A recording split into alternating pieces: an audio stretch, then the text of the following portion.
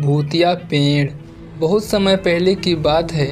रौनकपुर नाम के एक शहर में राजा रौनक सिंह का राज हुआ करता था। वह हमेशा अपने प्रजा के हित में कार्य किया करते थे। वहाँ की प्रजा बहुत ही खुश रहती थी। एक दिन गिद्ध आकाश में उड़ता हुआ पेड़ के बीज को लेकर उड़ रहा था। जैसे ही गिद्ध रौनकपुर पहुँचा तो उसके मुंह से एकदम बीज रौनकपुर के बीचों बीच गिर गया। बीज तो बहुत ही भूतिया था, इसलिए अगले ही दिन वह पौधा बन गया। वहाँ के स्थानीय निवासियों ने जब पौधे को देखा तो हैरान ही रह गए, क्योंकि पौधे का रंग काला था। बाद में लोगों ने आपस में चर्चा की और यह समझा कि खेत में उगने वाला कोई घास पात या वनस्पति होगी।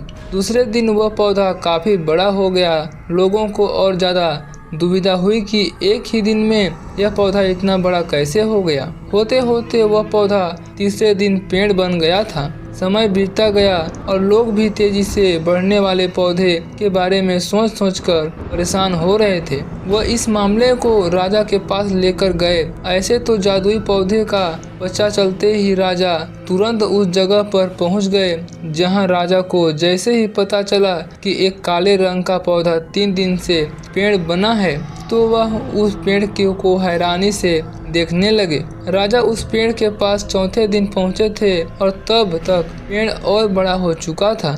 वह इतनी तेजी से फैला था कि किसी को यकीन ही नहीं हो रहा था।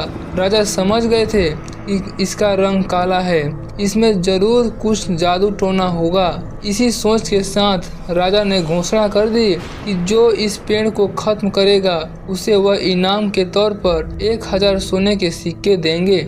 यही नहीं, राजा ने यहाँ तक कहा कि पेड़ को खत्म करने वाला व्यक्ति मेरी मृत्यु के बाद मेरी राजगद्दी पाने का हकदार भी बनेगा।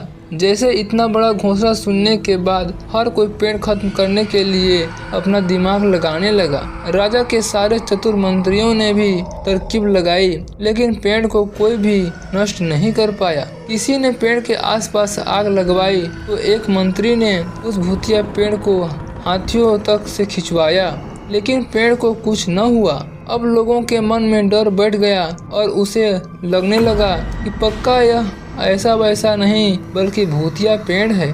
तभी उस गांव के एक समझदार व्यक्ति को राजा की घोषणा का पता चला। जानकारी मिलते ही वह अपने गुरु के पास भूतिया पेड़ से जुड़े रहस्य को जानने के लिए पहुंच गया।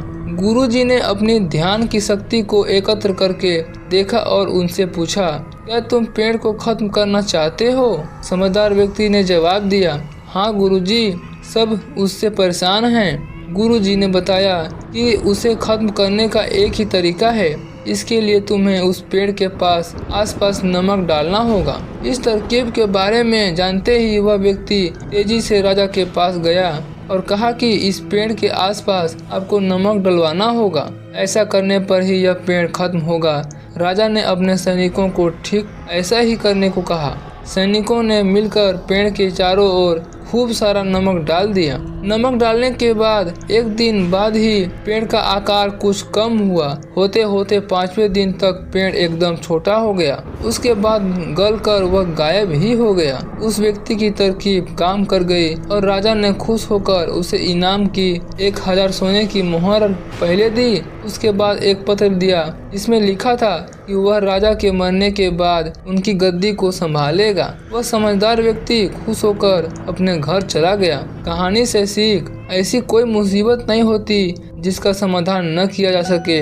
जरूरत है तो बस धैर्य और समझदारी की। तो दोस्तों, आपको यह छोटी सी कहानी कैसी लगी कमेंट बॉक्स में जरूर बताइएगा। और चैनल पर पहली बार आए हैं, चैनल को सब्सक्राइब करके वीडियो को एक लाइक कर दीजिएगा। मैं फिर मिलता हूँ आपको एक ऐसे ही नए हॉरर स्टोरी के साथ।